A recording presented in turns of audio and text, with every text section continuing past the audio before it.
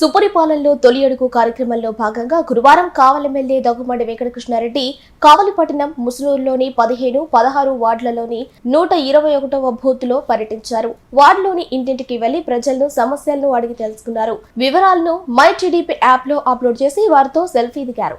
కరపత్రాలు అందజేసి ప్రభుత్వం అమలు చేయబోయే పథకాలను వివరించారు. ఈ సందర్భంగా ఆయన మాట్లాడుతూ కూటమి అధికారంలోకి వచ్చిన తర్వాత ప్రజలు చాలా ప్రశాంతంగా ఉన్నారని, సత్వరం సమస్యలు పరిష్కారం అవుతున్నాయని అన్నారు.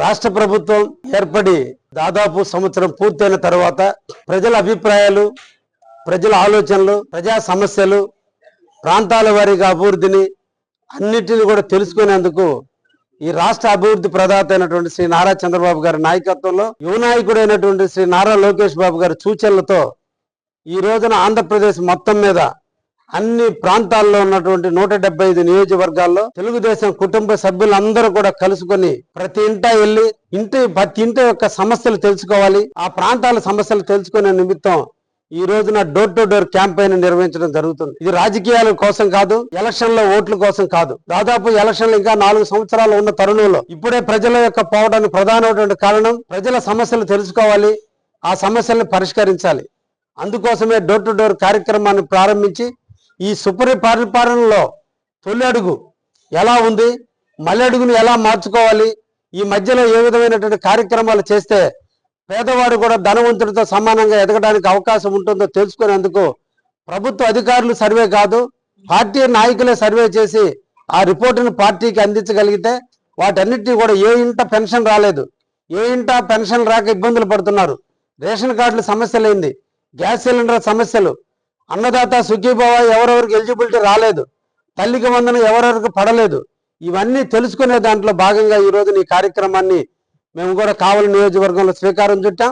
ఈ రోజున 15వ వార్డుకి సంబంధించిన అధ్యక్షుల ఆధ్వర్యంలో కావలి పట్టణానికి సంబంధించినటువంటి అధ్యక్షులు, దానికి సంబంధించిన తదితర విభాగానికి సంబంధించిన అందరి నాయకత్వంలో ఈ రోజు నేను కూడా ఇంటింట కార్యక్రమంలో పాల్పంచుకోవడం, ఈ ప్రాంతంలో నేను ఎమ్మెల్యేగా ఈ ప్రాంతంలో ఉన్నటువంటి రోడ్లు మరమ్మతులు, అదేవిధంగా కాలువలు, శానిటేషన్ ఎలా ఉండాలో నేను పరిశీలించుకుంటూ మా కార్యకర్తలందరూ కూడా ఇంటింటికి వెళ్ళి వాళ్ళ సమస్యలను కూడా తెలుసుకోవడం జరుగుతుంది.